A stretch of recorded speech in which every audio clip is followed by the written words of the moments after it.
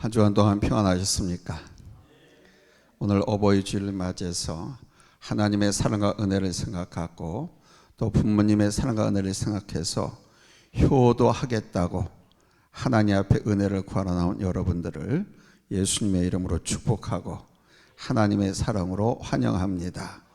하나님의 큰 은혜와 사랑이 여러분이 섬기는 부모님과 가정에게 여러분의 심령에 충만하기를 예수님의 이름으로 축원합니다. 할렐루야. 하나님께서 당신의 나라, 하나님의 나라를 위해서 일하시는 방법은 세 가지가 있습니다. 그 첫째는 하나님 당신이 직접 일하시는 것입니다. 구약 시대에 우리 하나님은 직접 당신이 일하셨습니다. 창조에서부터 아브라함을 부르시고 그 백성들을 세우시고 이끄시는 모든 가정에 친히 일하셨습니다. 두 번째는 하나님은 그 아들 예수님을 통해서 일하셨습니다. 아들 성자 예수님을 이 땅에 보내셔서 하나님 나라의 복음을 전파하시다가 친히 십자가를 지시고 인류의 죄를 대속하셨습니다. 세 번째는 하나님은 대리자를 세우셔서 일하십니다. 구약시대엔 선지자, 신약시대엔 사도와 제자들, 바로 선지자와 제자들, 사도, 이들이 하나님의 대리자들이었습니다. 오늘 이 시대에는 바로 목회자들을 통해서 일하십니다. 목회자들과 각 나라, 각 지역에 파송된 선교사들은 바로 하나님의 대리자들입니다. 하나님께서 성령과 말씀을 통해서 하나님의 뜻을 전하게 하시고 또 하나님의 나라를 이루어 가게 하십니다. 그런데 또 하나의 대리자가 있습니다. 누굽니까? 바로 부모님을 통해서 일하십니다. 부모는 바로 인간 생명 창조의 대리자요, 양육의 대리자인 것입니다. 첫 번째로 부모는 바로 인간 생명의 대리자라는 사실입니다. 하나님께서 사람을 흙으로 지으신 후 이제 인간 생명의 창조는 인간을 통해서 하도록 하셨습니다. 그래서 우리는 하나님의 창조물, 피조물입니다. 육신의 부모를 통해서 태어났지만 하나님께서 육신의 부모를 통해서 우리를 지으신 것이기에 우리는 하나님의 피조물인 것입니다. 두 번째는 부모는 바로 양육의 대리자라는 사실이죠. 하나님께서 주신 생명을 양육하도록 시키셨습니다.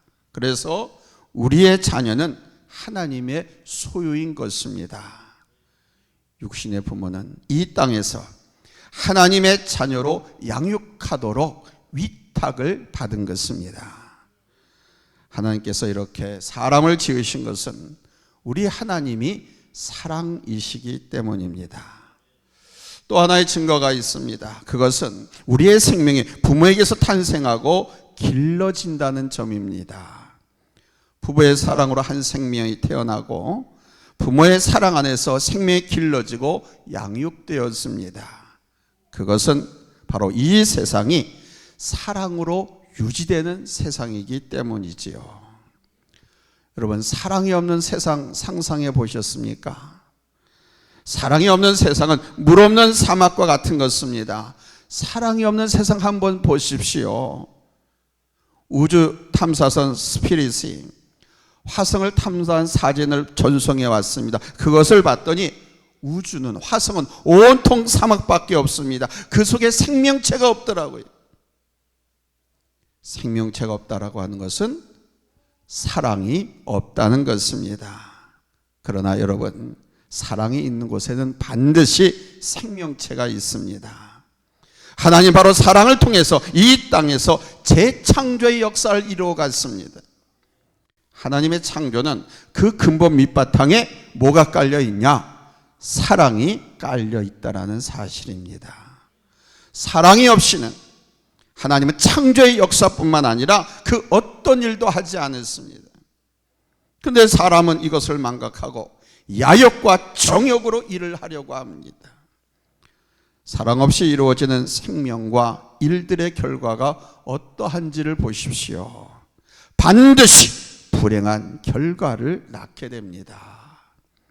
비록 창조가 일어난다 할지라도 사랑이 없는 인간의 정욕과 욕심, 야망에서 이루어진 일들은 오히려 그것이 그 사람에게 위협적인 존재로 바꿔버립니다. 이 세상에 존재하는 모든 위협적인 것들은 바로 사랑을 잊고 태어나기보다는 인간적인 정욕에 의해서 이루어진 결과물들입니다. 원자, 수소, 핵폭탄을 비롯한 이 땅의 모든 무기들은 바로 이 사랑의 결핍이 원인인 것입니다. 야욕과 정복을 위한 것이죠. 앞으로 계속 발전해 나갈 바이오 생명 유전자 공학이라든가 생성형 AI 인공지능 로봇, 인간 복제 등이 바로 이 사랑, 근본적인 정신이 아닌 인간의 야망, 인간의 궁금증을 채우기 위한 과정으로 나간다면 심각한 문제를 초래하게 될 것입니다. 하나님은 이 세상을 아름답게 만들어가기 위해서 생명의 창조를 바로 인간의 사랑 속에서, 사랑의 관계 속에서 이루어지도록 설계하셨습니다. 사랑 안에 있을 때 세상은 건강하고 아름답게 발전해 나갈 수 있는 것입니다. 바로 부모가 그 일을 위한 하나님의 대리자라는 사실입니다. 그러한 대리자에게 하나님께서는 인간에 대한 율법의 가장 첫 번째 계명으로 내 부모를 공경하라 명령하신 것입니다. 내 부모를 공경하라. 첫 번째 됐습니다. 그 부모님, 내 부모님을 이렇게 공경하십시오. 첫째, 우리는 부모님을 하나님의 대리자로 보셔야 됩니다. 하나님을 경외하는 마음으로 부모님을 공경하라는 것입니다. 부모님의 인격을 존중하면서 늘 감사하는 마음을 가져라. 우리를 위해서 쏟으신 그 큰 희생과 사랑에 대해서 감사한 마음을 가지라는 것입니다. 그런데 우리는 이것을 망각하고 내 잣대로 부모님을 바라보고 내 잣대로 부모님을 평가하고 내 잣대로 내 생각과 기분대로 부모님을 대하지 않습니까? 그분들이 없으면 나도 없는데 말입니다. 그분들이 있기에 나도 존재하는 것인데 말입니다. 두 번째는 부모님을 기쁘시게 하는 삶의 자리에 있으셔야 됩니다. 부모의 근심이 아니라 나 때문에 부모님께 위로와 힘이 되고 나 때문에 부모님이 기쁨이 되는 삶의 자리에 있어야 한다는 겁니다. 내가 하는 일, 내가 지금 살고 있는 삶의 현 태도와 상태가, 그것은 뭐 많은 재물과 명예를 얻고 좋은 대학, 인류 기업에 들어가고 하는 것이 아니라 의롭고 성실하게 믿음 안에서 진리 안에서 진실하게 지혜롭게 살아가는 것입니다. 이것이 부모님을 기쁘게 해드리는 것입니다. 부모님을 기쁘게 해드린다고 뭐 소고기를 마리채 해서 박스채 집안에 드리고 뭐 용돈을 뭐 한 분달에 될 때 수백만 수천만 드린다고 해요. 근데 그 용돈, 그 멋있는 멋진 그런 것들을 불의한 방법으로 돈을 벌어서 부모님을 공유한다고 하면 그건 부모님의 기쁨이 되지 않습니다. 많은 사람들이 착각하고 오해하고 있어요. 그렇게 물질로 봉양하는 것이 부모님을 기쁘게 해드리는 것인 줄 착각합니다. 잠언 10장 1절 말씀에 보면은 미련한 아들은 어미의 근심이니라 하셨고, 잠언 17장 21절에서는 미련한 자의 아비는 낙이 없느니라 그러셨습니다. 그러나 여러분, 예수 잘 믿고 지혜롭게 착하게 사는 것은 부모님께 기쁨이 되는 거예요. 잘 살고 못 살고의 문제가 아닙니다. 잘 살면서 늘 싸움과 다툼이 있다고 하면 그건 부모의 근심거리죠. 그러나 예수 안에서 평안과 자유와 의가 있다면 큰 기쁨이 되는 것입니다. 잠언 23장 24절에서 말씀했습니다. 의인의 아비는 크게 즐거울 것이요 지혜로운 자식을 낳은 자는 그로 말미암아 즐거울 것이니라. 셋째는 여러분, 부모님께 순종하셔야 됩니다. 오늘 보면 1절은 우리에게 이 순종을 특별히 명령하고 있습니다. 1절 자녀들아 주 안에서 너희 부모에게 순종하라. 이것이 옳으니라. 부모님의 말씀을 잘 들을 줄 알아야 합니다. 나이 좀 먹고 뭔가를 알게 되면 부모님의 말씀이 잔소리로 들릴 때가 있죠. 그럼에도 불구하고 잘 들어야 합니다. 그리고 순종해야 합니다. 부모에 대한 순종이 권위에 대한 순종을 배우는 훈련의 출발점이라는 사실을 아셔야 돼요. 우리가 이 땅에서 태어나가지고 가장 처음으로 만나는 권위가 바로 우리 부모의 권위입니다. 우리는 숱하게 많은 여러 유형의 권위자들과 만나면서 인생을 읽어가게 돼 있습니다. 선생님, 직장 상사, 대표, 선배, 지도자들, 바로 이러한 권위들과 조화를 이루고 협력하는 데 필요한 덕목이 뭐냐? 바로 이 오비던스, 순종이라는 것입니다. 순종의 미덕을 가지지 못한 사람은 이 세상 속에서 조화를 이뤄나갈 수가 없습니다. 때문에 우리는 가정에서부터 먼저 이 순종의 덕목을 배워야 됩니다. 부모님께 순종함으로써 우리는 그것을 배울 수 있는 것입니다. 그러나 우리가 이 순종이 잘 됩니까? 잘 안 되죠. 장로교 창시자 존 칼빈이 이런 말을 했습니다. 순종은 생각보다 어려운 것이다. 사람의 마음은 남에게 복종하기를 싫어하고 다른 사람의 지배를 받는 그 자체를 대단히 고통스럽게 여기기 때문이다. 이 순종의 미덕이 얼마나 찾아보기 어려운지 우리는 자기 부모에게 순종하는 사람을 찾아볼 때 1000에 1명 정도밖에 찾아볼 수 없다. 이렇게 말했습니다. 실제로 그렇습니다, 여러분. 부모님과 우리와의 세대가 다르죠. 그렇다 보니까 생각과 방법도 다르고요, 가치도 다르고 내 일이 바쁩니다. 때로는 부모의 불에, 불신앙 등 때문에 순종할 수 없는 상황도 있습니다. 옛날에는 부모님을 공경해야 할 이유가 명백했습니다. 효도하지 않으면 안 될 그런 환경, 상황이었습니다. 옛날에는 그래서 세대 차이가 있긴 해도 그리 크지 않았습니다. 그리고 신분이라든가 기술, 유산 등을 다 물려받기에 부모님께 자식이 순종하지 않을 수가 없었습니다. 그러나 오늘 이 시대는 그런 것과는 거리가 멀죠. 이제는 하루 사이에 세대 차이가 난다고 할 정도로 급속하게 세상이 변화되어 가고 있습니다. 얼마 전에 한 분이 자기 아내하고 무슨 이야기를 나누고 있는데 그 아이가 아빠하고 나는 생각하는 차원이 달라. 아니, 말이 안 통해. 이렇게 했다는 겁니다. 그래서 그분이 그 당시에 뭔 뚱장지 같은 소리야?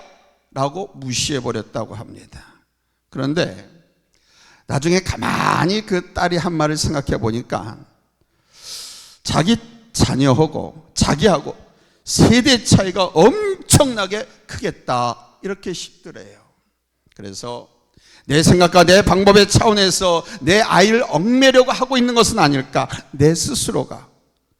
그것 때문에 오히려 내 아이가 오히려 반동하는 반응, 부정적인 태도, 뛰쳐나가는 그런 성향을 가지지 않을까 하는 두려움을 느꼈다고 합니다. 그래서 그렇게 되지 않도록 해야 되겠다고, 기도해야 되겠다고 결심을 했다고 합니다. 우리나라 제1회 국민 효행대상을 받은 오정인 할머니가 있습니다. 제가 언젠가 한번 소개한 적이 있죠. 제1회 국민 효행대상을 받을 때 이 할머니의 나이가 71살이었습니다.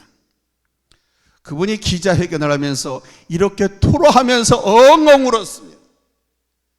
대상 수상을 받는 자리에서 50년 동안 이 마음에 쌓아두었던 죄를 이 시간에 들킬 것 같은 심경입니다. 저는 마음으로 너무 많은 죄를 지었습니다. 시어머니가 미웠습니다. 우리 시어머니 지금 94살이십니다. 50년 동안 십살을 하면서 시어머니가 미운 때가 참 많았습니다. 어떤 때는 이제 그만 살고 돌아가시지, 생각도 했답니다. 또한 그 집 시누이가 그렇게 미울 수가 없었답니다. 그런 가운데서 나는 강요된 효도를 해왔습니다. 그래서 어쩔 수 없이 시어머니를 모셨습니다. 그러나 어머님은 이제 나이 많아 90이 넘고 보니까 거동도 제대로 못하시고 목욕을 내가 시켜드려야 하는데 깡마른 어머니의 몸을 목욕시켜드리면서 가슴 아플 때가 참 많았습니다. 내가 좀 더 잘해드렸다면 이렇지는 않으셨을 텐데, 깡마른 그 시어머니의 몸을 닦아주면서 내가 잘못해서 우리 어머니가 이렇게 뼈만 남았구나. 정말이지 나는 진심으로 효도했던 때가 몇 번이나 있었을까? 나는 강요된 효행에 그 집안의 맏 며느리가 되어서 강요된 효행을 대해서 깊이 뉘우치고 있습니다.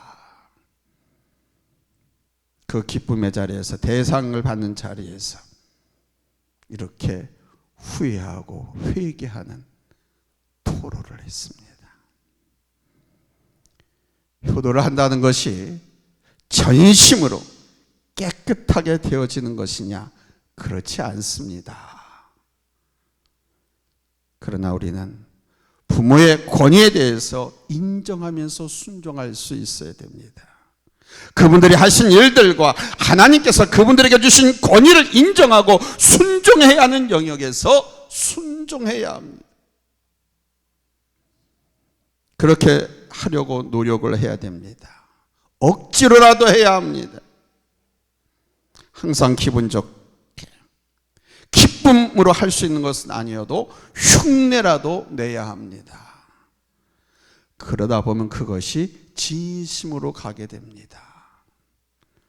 우리나라 조선시대 때 숙종 임금이 있었습니다. 숙종은 역사적으로 우리에게도 많은 교훈과 많은 귀감이 되는 임금이죠. 참 훌륭한 임금으로 남아 있습니다. 이 숙종은 종종 평복을 입고 민정시찰을 나갔다고 합니다. 신하들과 함께 여기저기를 다니면서 무슨 일이 있는가 살펴보는데 어느 날은 한 연못가를 지나게 되었는데 삿가 쓰고 허연 상복을 입은 중년의 남자가 낚시질을 하고 있는 것이었습니다. 분명히 하얀 옷을 입고 하얀 삿갓을 써서 상주가 맞습니다. 그렇다고 하면 상주는 고기를 먹지 않게 돼 있었거든요. 그런데 낚시질을 하고 있다 이겁니다. 그래서 이상하게 생각해서 물었습니다. 그랬더니 이 낚시질을 하는 중년의 남자가 말하기를, 아버님이 세상을 먼저 떠나시고 어머니가 홀로 되셨는데 연세가 많으십니다.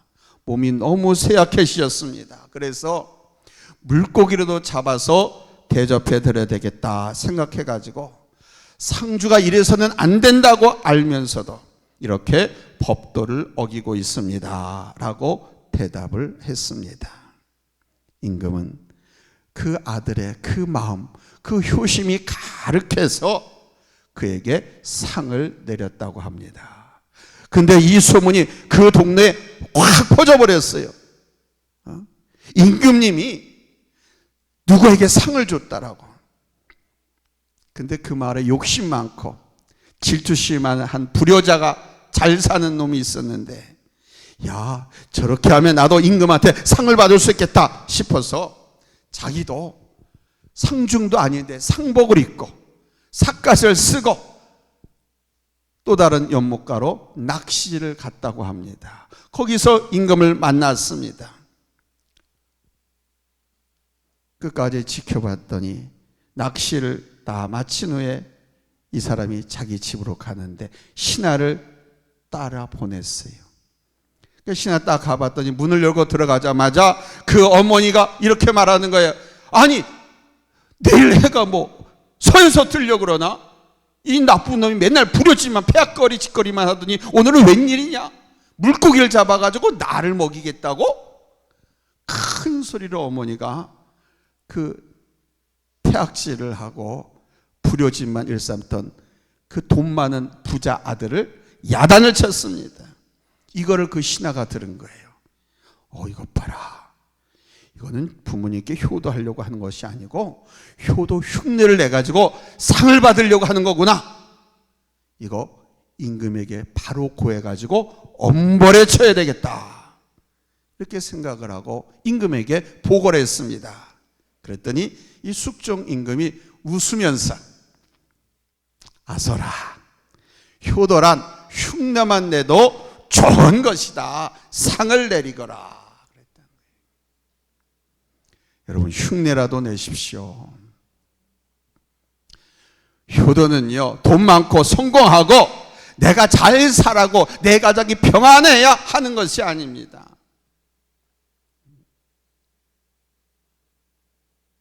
흉내라도 하다 보면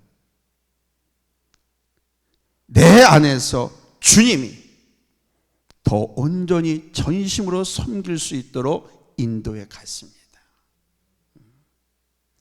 사람은요, 정말 묘해가지고요, 이 마음의 생각을 풀으면 행동이 나오고요, 행동을 하다 보면 마음도 따라가게 돼 있어요. 여러분, 예수님의 효는 잘 알고 계시지 않습니까? 예수님이 하신 효, 우리 예수님은요, 하늘의 아버지께 온전히 순종하셨을 뿐만 아니라 육신의 부모님께도 순종하신 분이 있습니다. 마지막 십자가 아래서까지 자기가 고통 속에 죽어가는 그 십자가 현장 앞에서도 그는 자기 육신의 어머니를 위해서 전심으로 간곡하게 요한에게 부탁하는 장면, 그 장면을 통해서 부모님의 효심을 배울 수 있지 않습니까? 아니, 내가 이렇게 먹고 살기 힘든데, 나 이렇게 너무도 어렵고 힘든데, 내 아파 죽겠는데, 아이고 어머니 아버지, 지금 나도 내 새끼도 못 건사오는데 어머니 아버지. 예수님은요, 고통과 고문 속에 죽어가는 십자가 마지막 그 현장에서도 부모님을 생각했다.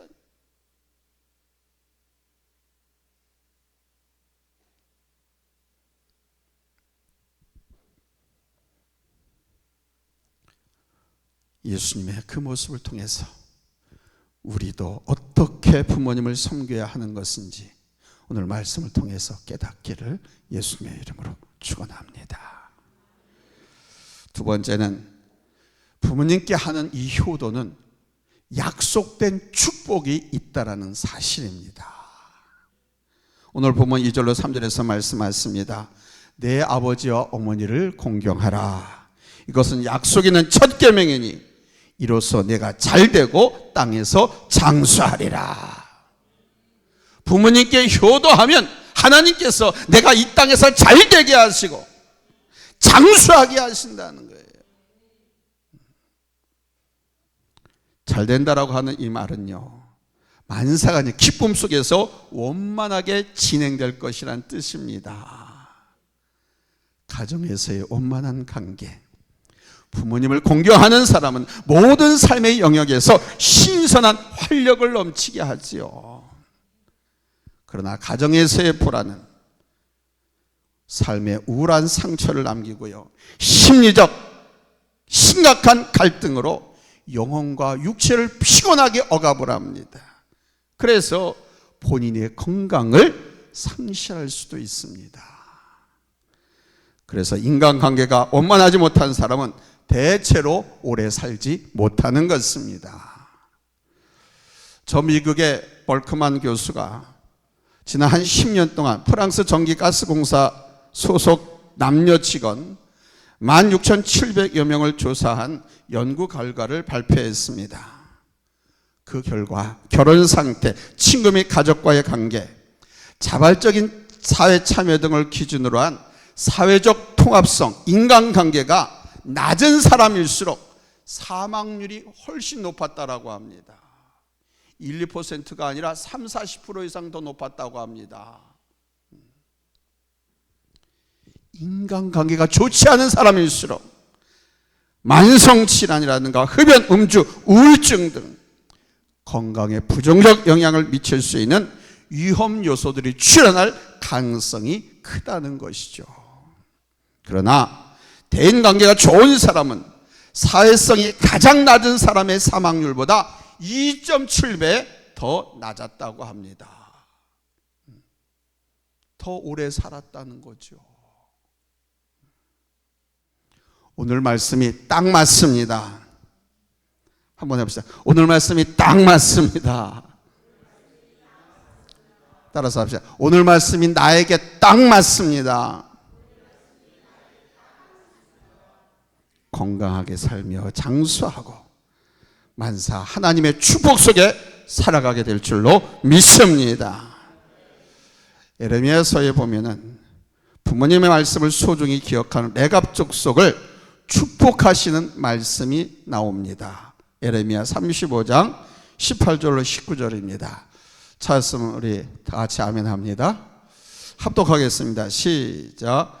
에레미야가 레갑 사람의 가문에게 이르되 너희가 너희 손자 요나답의 명령을 순종하여 그 모든 규율을 지키며 그가 너희에게 명령한 것을 행하였도다. 그러므로 만군의 여호와 이스라엘의 하나님께서 이와 같이 말씀하시니라. 레갑의 아들 요나답에게서 내 앞에 설 사람이 영원히 끊어지지 아니하리라. 할렐루야. 사랑하는 성도 여러분, 오늘 제가 또 항상 평소에 설교할 때마다 하나님의 말씀을 가지고 확인시켜드리고 합독하는 것은 인간 이용수의 말이 아니라 하나님의 말씀이라고 하는 것을 여러분들에게 확인시켜주기 위해서인 겁니다.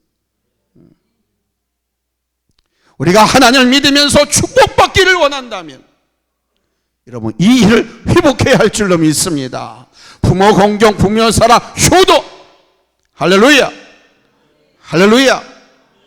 나름대로 용서를 가지고 살아간다고 하지만은 부모를 공경하지 못한다고 하면 하나님을 경외하지 않는 것입니다. 하나님을 믿는 것이 아닙니다. 하나님을 경외하지 않는 삶에서 하나님의 축복을 얻기를 원한다면 심지 않고 기대하는 것과 같은 거예요. 온전히 부모님을 공경하며 순종하는 거 쉬운 일은 아닙니다. 그러나 부모님은 누구의 대리자예요? 하나님의 대리자예요. 나의 대리자로 부모님을 세우셨고 하나님은 그 부모님을 공경하라고 권유가 아니라 명령하십니다. 명령은 반드시 해야 하는 거예요. 안 하면 징계를 받고 징벌을 받는 거예요. 하나님의 명령이기에 마땅히 해야 할 하나님을 기쁘시게 하는 일이기에 또한 우리에게 축복의 직접적인 통로가 되기 때문에 여러분 해야만 되는 것인 줄로 믿으시기 바랍니다. 아멘. 우리가 부모님을 진정으로 공격할 때 하나님은 우리를 축복하실 겁니다. 부모 공경이 하나님을 경외하는 삶이기 때문입니다. 부모 공경이 예수 잘 믿는 모습이기 때문입니다. 기도하겠습니다.